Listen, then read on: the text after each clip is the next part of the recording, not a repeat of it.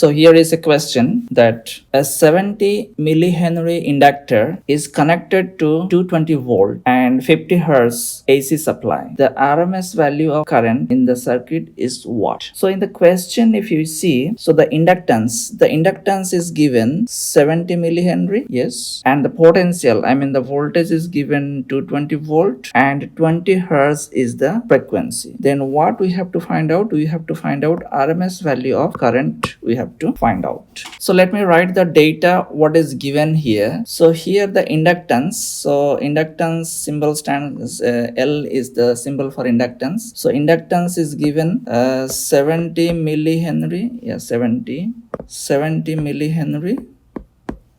If I write in the SI unit, it will be 70 into 10 to the power minus 3 Henry. And the voltage, the potential is given how much?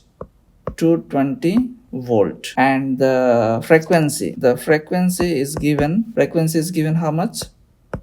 50 hertz. So frequency is given 50 hertz. So what we have to find out? We have to find out the 𝐼rms. So if I tell you the impedance of the inductor, so which we write as XL, it is AC theory, which is omega times of L. So omega times of L. So then this impedance of inductor is omega. All of you know that it is 2 pi f.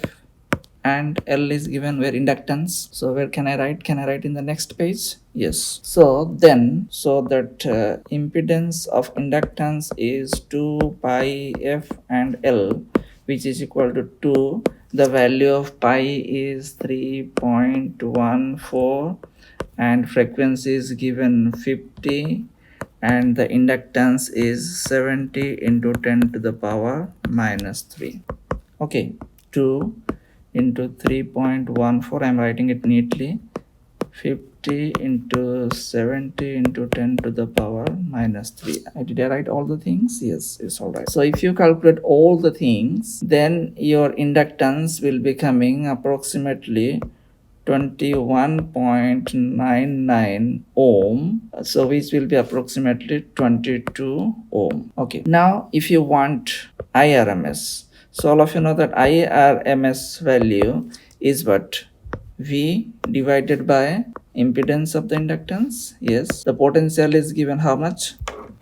220 volt divided by 22, which is equal to 10 ampere. So 10 ampere is the answer. So let us check the answer. Yes, 10 ampere. Option B is the right answer.